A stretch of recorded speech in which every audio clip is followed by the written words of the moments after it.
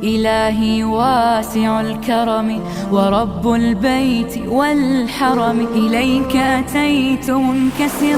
ډاکټر صاحب تمرکز څه ډول رامنځته کیږي؟ د دماغ کوم هورمونونه پکې رول لري؟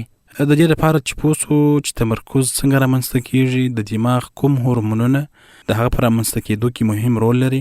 د نړۍ د عصبي علومو د څېړنې له مخې تمرکز یوازې د انسان اراده نه ده چې انسان د یو شي اراده وکړي چې زه به دا کار کوم، چې انسان د هغې اراده وکړي چې زه باید دا وکړم، بلکې دا د دماغ د کیمیاوي موادو او عصبي شبکو یو ګډ کار دی. یعنې د انسان په دماغ کې خاص هورمونونه او خاص مواد شته چې د هغه د لارې د انسان تمرکز کنټرولیږي. په خاص ډول د دماغ مخکنی برخه چې د تمرکز اصلي مرکز ګڼل کیږي، د دې په رامنځته کېدو د دې په تداوم کې مهم رول لري. که چیرې یاد کړو 3 ډوله کیمیاوي مواد د انسان د تمرکز په جوړولو باندې رول لري، چې هغه عبارت دي اول له ډوپامین څخه، دوهم نور ادرینالین یا نور افینفرین، او دریم اسیتایل کولین. که چیرې په لنډ ډول وپېژنو، ډوپامین د څېړنو له مخې د انګیزې، د علاقې او د ذهني تمرکز د مهمو کیمیاوي موادو څخه دی.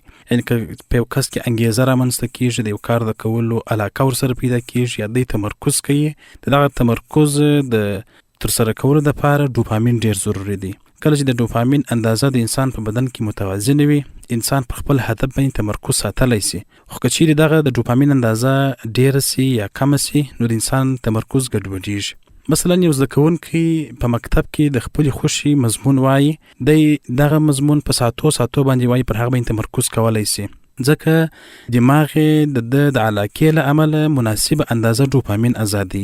دوهم نور ادرینالین.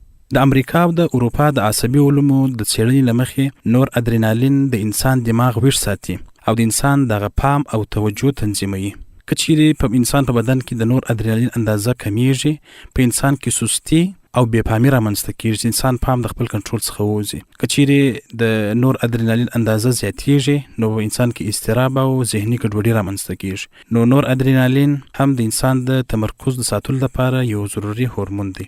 دریم اسیتایل کولین.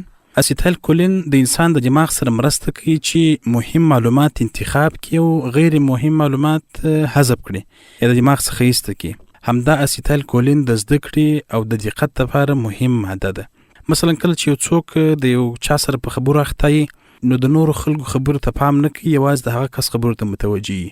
په دې وخت کې اسیتایل کولین د دغه کار د کولو لپاره مهم رول لري.